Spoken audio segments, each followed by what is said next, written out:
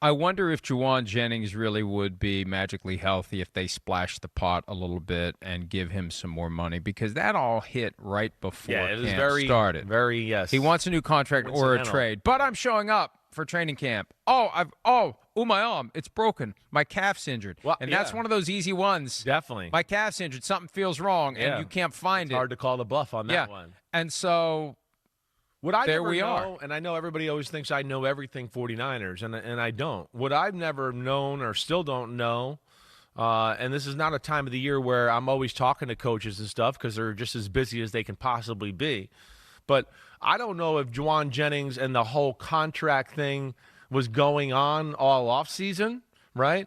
I don't know if you've heard anything, or was it more of he started to realize, wait, I'm going to have a little bit more of a role here. This team's pretty desperate. Was it a tactical play right before training camp started to go, wait, I have a role. Let me throw this out here now because they're a little desperate at the wide receiver position.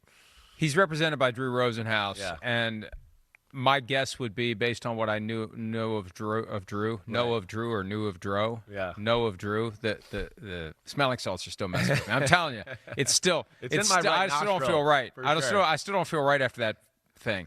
Anyway, after the year that he had last year, where he grossly overperformed a $7.5 million APY, I suspect Drew has been banging the door since the season ended. Right. And when that didn't get anywhere, okay, I want a new contract or a trade by the start of camp. It just came out of nowhere. Am I wrong? I mean, I know. You're right. It came out of nowhere. Okay, I'm Mr. Football. I try to pay attention to everything, but damn, I never remembered seeing a story or anything, even out in San Francisco in the news, that Jauan Jennings was clamoring for the new contract. So I thought it was actually somewhat of a different, tactical, smart, brilliant way to go about it, but obviously nothing's come of it quite yet here. I think the team knew about it all year long. Yeah, you do. Okay. We just didn't know about it because nobody had any strategic reason to leak it until right before camp. Right. He shows up. He's had a calf injury from the get-go.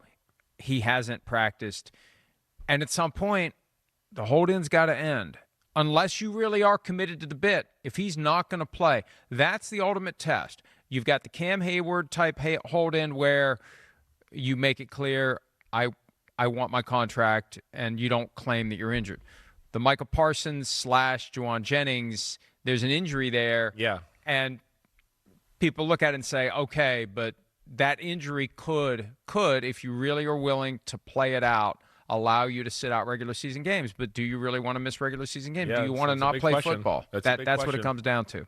Well, he saw what happened with Brandon Ayuk last year, and I think he's hoping that we've seen with the 49ers in these scenarios, that at some point late in training camp, they'll bend and splash the pot, new contract, whatever.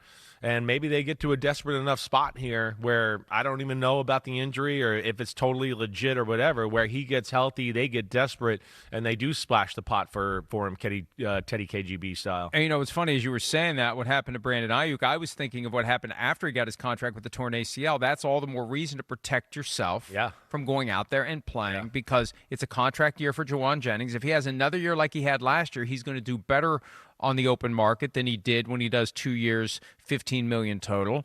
So I'm not going to expose myself to that risk, and I am going to cite this calf injury as long as I can, because maybe it is a calf injury. Maybe he feels something, and if you go out there and play, how many guys have a calf injury and all of a sudden they tear their Achilles? Yeah. So I don't want that if I'm Jauan Jennings. Regardless, they need something. And like you said, Ricky Pearsall's not going to strike fear into anyone's heart. There isn't anyone they're going to game plan to stop. Right. There isn't anyone that they're going to have to double.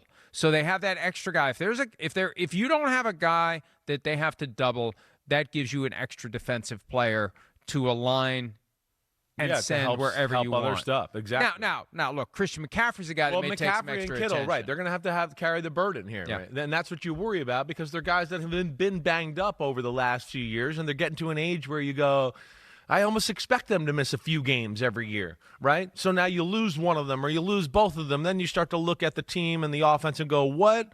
Where does this go? Hi, it's Mike Florio. Thanks for watching PFT on YouTube. Hit subscribe for the latest news and analysis from Pro Football Talk.